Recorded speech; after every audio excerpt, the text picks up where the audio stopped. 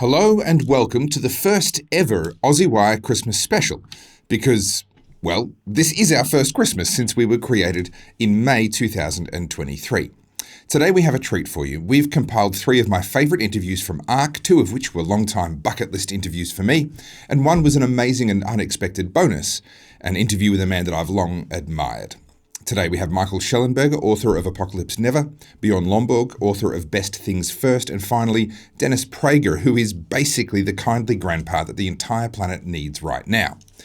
Merry Christmas to you from everyone here at the Aussie Wire. We hope you're having a wonderful time with the people you care about most and are enjoying great food and some time off. But in amongst the presents, the food and the festivities, make sure you remember that Jesus is the reason for this season. Enjoy today's Christmas special.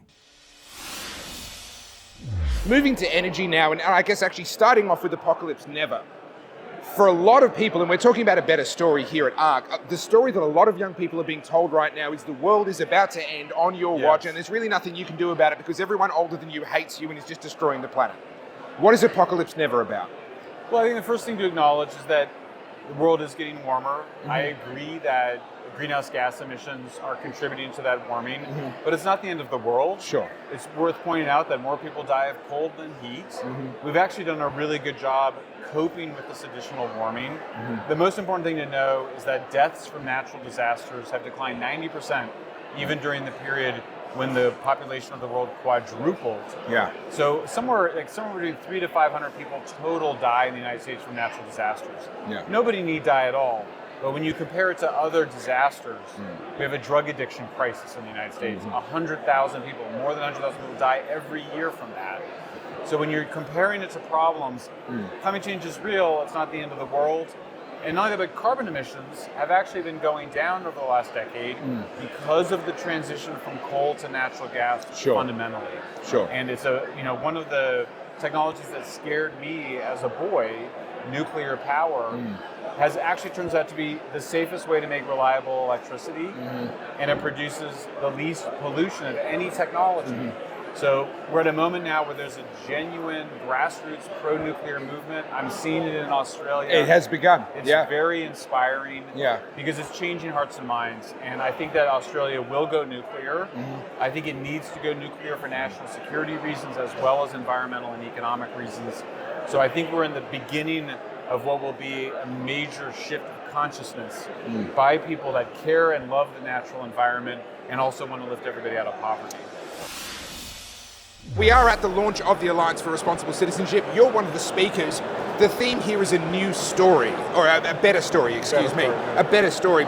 Your book, Best Things First, we'll talk about that in just a second. I reread on the plane on the way over here. Oh, thank you. I think it ties in beautifully with that theme of a better story because you really are charting a better way. What's this about?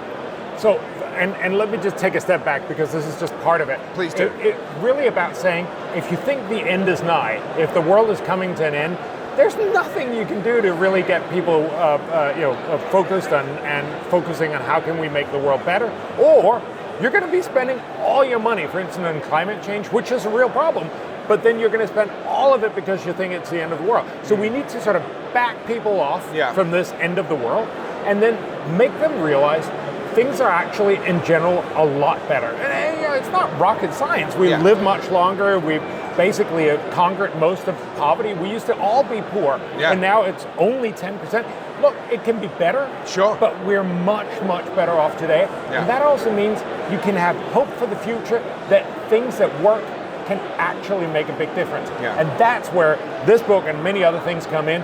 Then, you start saying, all right, look, things are better. They can get even better in the future. Here is how you can actually manage to make your impact.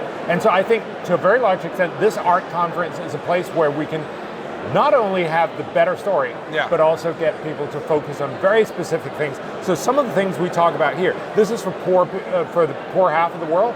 So these are the places where every dollar will do the very most good. So it's like dealing with malaria and tuberculosis. And it's about making sure that primary education works better. These are not rocket science things. They're not very sexy, and they're certainly not things that get a lot of attention when you think the world is ending.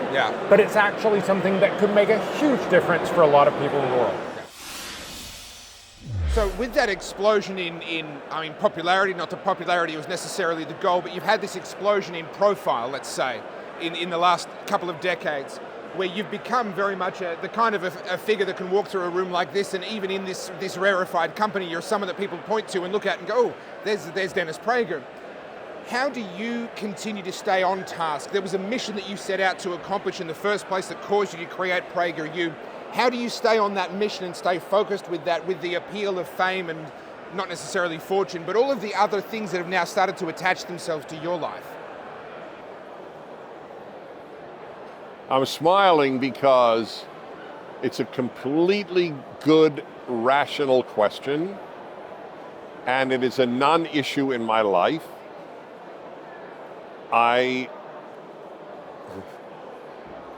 Since high school, I've had a mission. I wrote it in my diary when I was 16.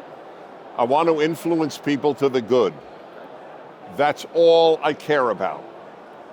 I never went into it to be famous, or let alone to make a fortune, which I haven't made. I'm fine, but never made a fortune. I don't care.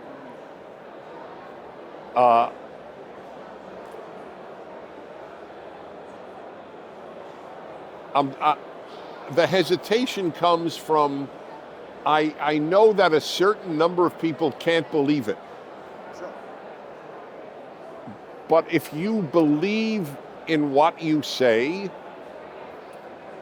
and you believe you have to answer to God, not to human institutions, fame, if you're in it anything for fame, you will ruin your life. Britney Spears is famous. No one thinks she's happy or healthy. The fame has made whatever she has worse. Fame is a drug, or can be a drug. But it plays no role in my life. The only reason I'm happy, I'm well known, is that means I got through to a lot of people. That's my only concern. Thank you for watching the very first of 4 pre-recorded Christmas specials. This episode was all from our time at the Alliance for Responsible Citizenship launch. Next episode is a mix of some of our favourite interviews from 2023. We release new episodes of the Aussie Wire News every Tuesday and Thursday at 4 p.m. You can catch up on past episodes at theaussiewire.com, and be sure to read our blogs and join our email list while you're there. That's important. And finally, if you appreciate what we do here at the Aussie Wire as we stand up for truth, freedom and hope, please become an insider. That's a financial supporter.